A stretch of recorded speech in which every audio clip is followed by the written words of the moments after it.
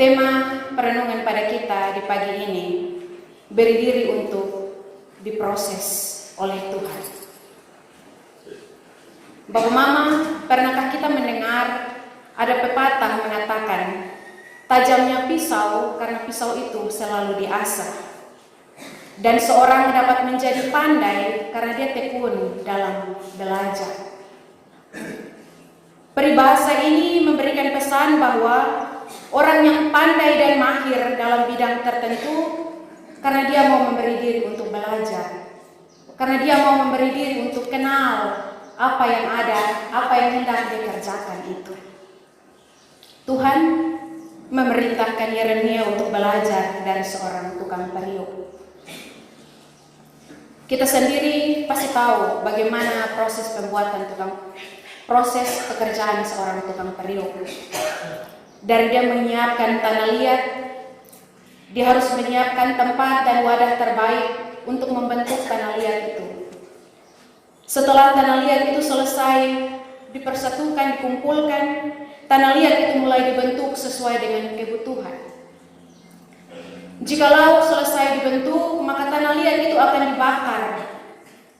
Kalau dalam proses pembentukan itu dia bentuk dengan asal-asalan, maka saat api membakar bejana itu, maka otomatis bejana itu akan menjadi rusak. Dan dia harus dengan berhati-hati mengulang lagi pekerjaannya dari awal.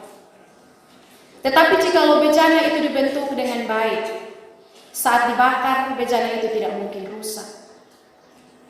Setelah bakar, bejana itu tidak hanya berhenti di situ, tetapi bejana itu harus lewat proses pendinginan.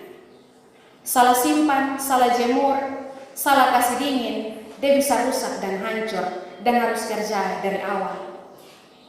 Proses yang tidak mudah.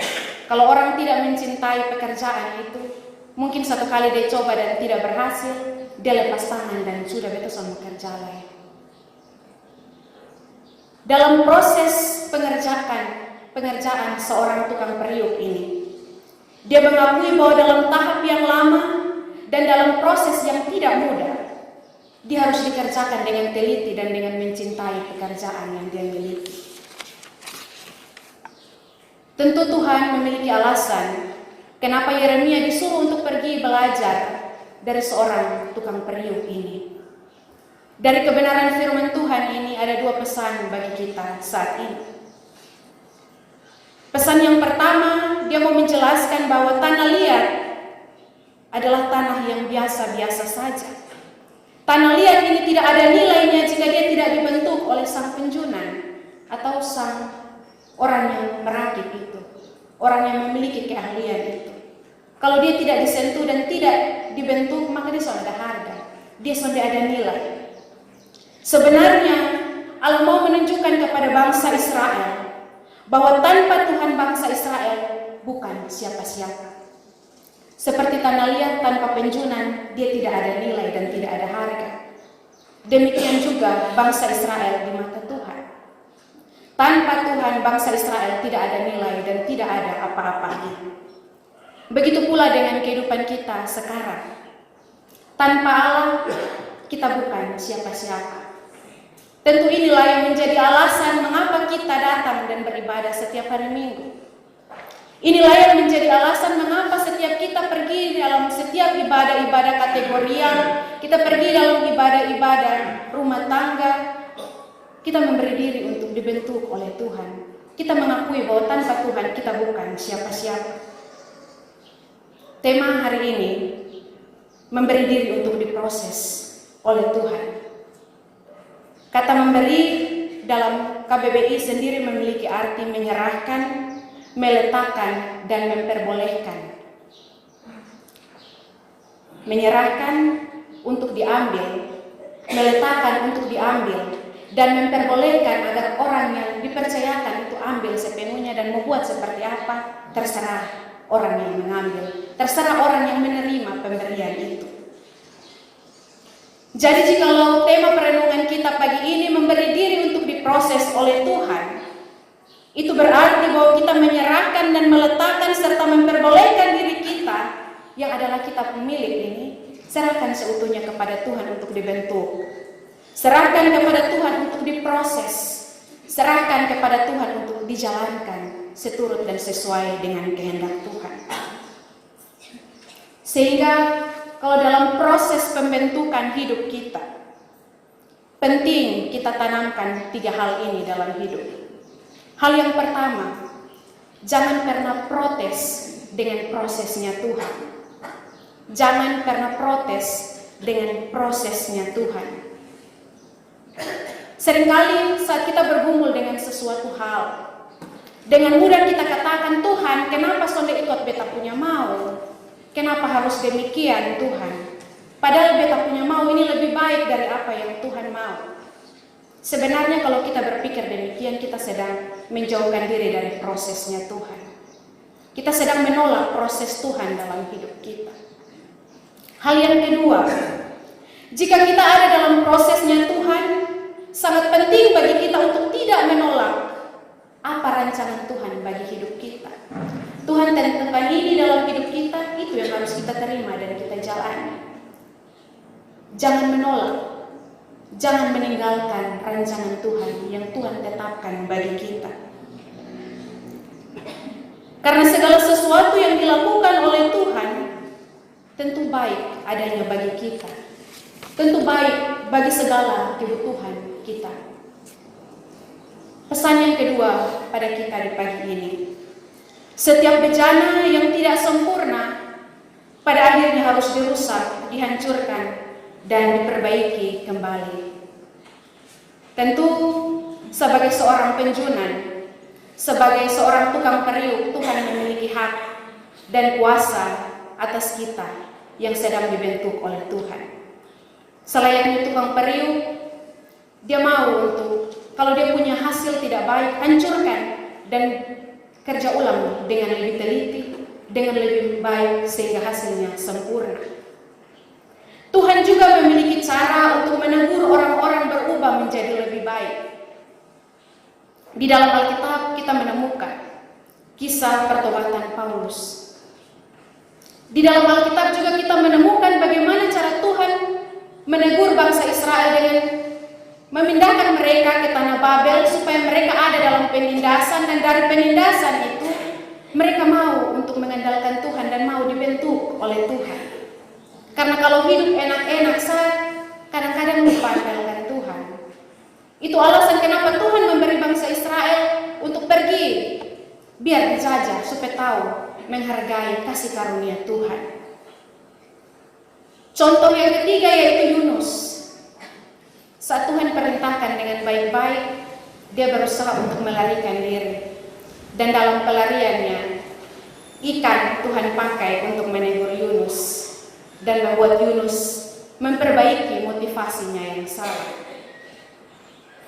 Bapak, Mama, saudara-saudari yang dikasihi dalam Tuhan kita Yesus Kristus, sebagai sang penjunan, Tuhan punya cara dan kuasa yang sangat luar biasa dalam kehidupan kita.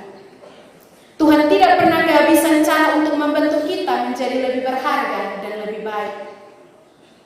Seperti Paulus, saat dia bertobat, dia menjadi seorang penginjil yang sangat luar biasa. Seperti bangsa Israel saat mereka ada dalam penindasan, mereka ada di bawah jajahan bangsa Babel. Mereka terus mengandalkan Tuhan dan mereka hidup lebih kudus dengan Tuhan.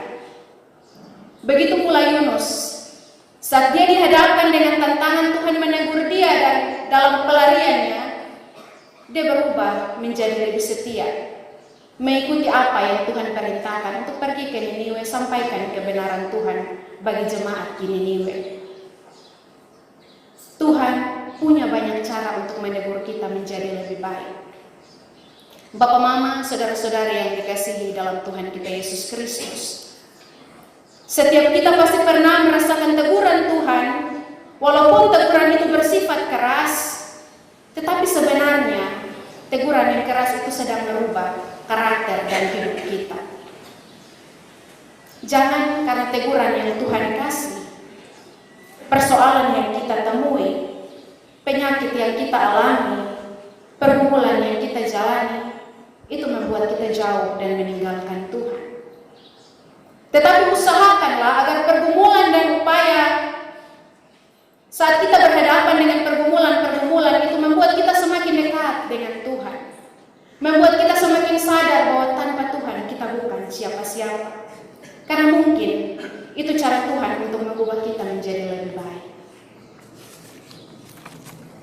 Bapak, Mama, saudara-saudari yang dikasihi di dalam Tuhan kita Yesus Kristus. Ada sebuah cerita. Ada seorang pelukis, dia menyelesaikan lukisannya dengan baik. Dia adalah seorang pelukis yang sangat terkenal. Lukisannya pernah dipakai dalam acara pernikahan Putri Diana. Saat selesai menggambarkan lukisannya, dia melihat secara dekat, dia mulai mundur dan melihat keindahan lukisannya dari jauh. Ketika sang pelukis ini berjalan mundur, ia tidak sadar bahwa ia sudah berada di ujung gedung yang sangat tinggi. Tinggal selangkah lagi, dia hampir mengakhiri dia punya hidup karena menikmati karya yang dia kerjakan. Seorang teman melihat bahwa pelukis itu ada di ujung jurang, ada di ujung gedung yang sangat tinggi dan hampir ia terjatuh. Temannya hendak menyatakan bahwa hati-hati, tetapi kalau disampaikan dengan buru-buru, pasti orang itu akan terkejut dan mungkin dia bisa terjatuh. Tetapi saat temannya berpikir bahwa kalau dia kasih kaget, pasti dia pun kawan bisa terjatuh. Jadi temannya mengambil keputusan untuk pergi, dia mengambil cat dan dia merusak lukisan yang dibuat oleh kawannya itu. Saat melihat lukisan yang dibuatnya dirusak, dia tidak mundur dan dia maju marah-marah dia punya kawan. Kenapa lo masih rusak beta punya lukisan? Dia pun kawan bilang, coba lu lihat di belakang.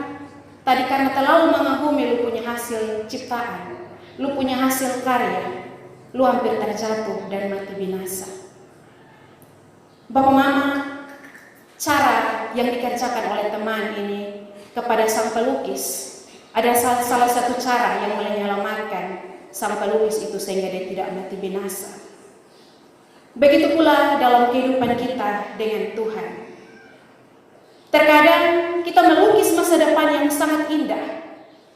Terkadang kita memiliki harapan yang sangat istimewa. Terkadang kita memiliki impian yang sangat luar biasa. Tetapi lukisan itu kelihatannya dirusak oleh Tuhan. Karena Tuhan melihat bahwa ada bahaya yang sedang mengancam kita jika kita terus berburu dan terus mengejar harapan yang kita buat. Tuhan tahu apa rancangan terbaik bagi kita.